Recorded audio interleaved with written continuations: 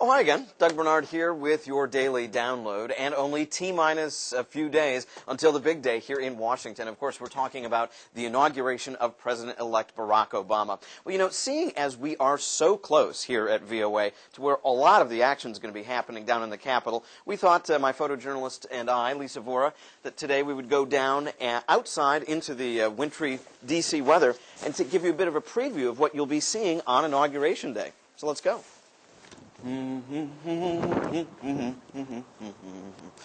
Okay, yeah, it is cold in January in Washington, if you're wondering.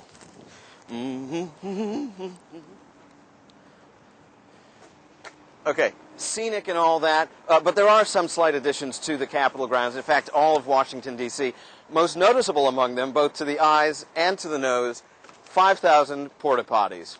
Welcome to Inaugural. A lot of chairs means a lot of people here at this Inaugural, and there's going to be many more people that can fit up here. Well, inaugurals certainly have changed from the days of the early founding of the Republic.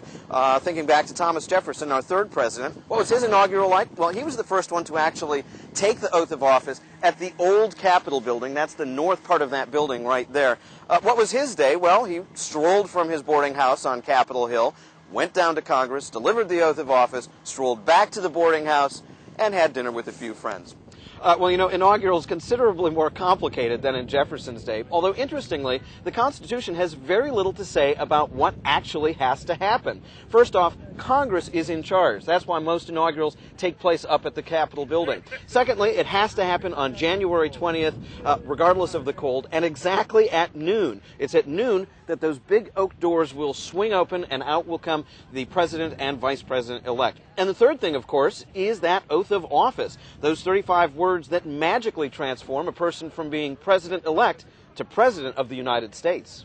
I, Douglas Bernard Johnson, do solemnly swear that I will faithfully execute the office of President of the United States and will, to the best of my ability, preserve, protect, and defend the Constitution of the United States. And that's it. Now, you may notice a few words were missing at the end there. It's become very traditional for presidents to add, "So help me God," at the end.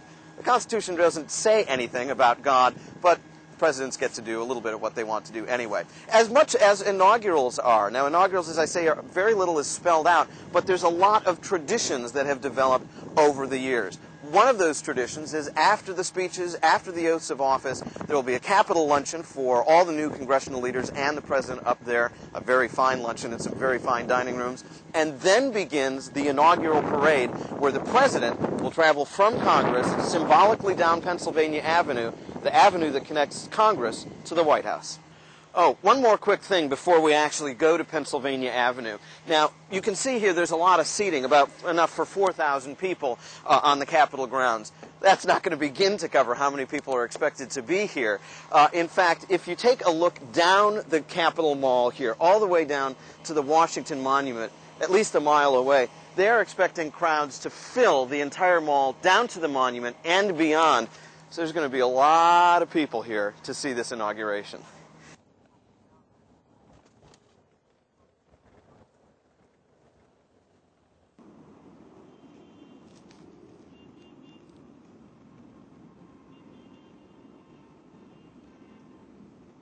Okay, well, someone told me there was going to be a parade.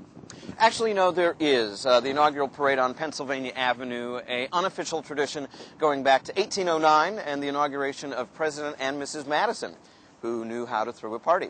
Basically what happens, none of this, as I say, is official, but it is very symbolic. Pennsylvania Avenue is the one road in Washington that connects Congress and the White House. So while the old president, the outgoing president, will depart Congress very quietly, and in this case, Mr. and Mrs. Bush heading back to Texas, the new president will make his way down Pennsylvania Avenue, symbolically going from the people's house, that is Congress, to the president's house, that is the White House.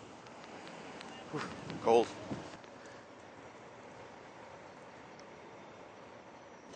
Talk about your primo seats, huh? Well, they should be. That's where the president and his family will be watching the parade as it passes by down Pennsylvania Avenue here. And, oh yeah, it's heated in there as well.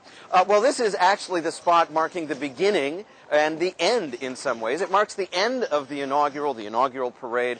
From start to finish, the entire inaugural lasting maybe about 5 or 6 hours from the delivery of the oath of office to the inaugural parade. And then, of course, later that evening, there are the balls and the parties, none of which I'm getting invites to.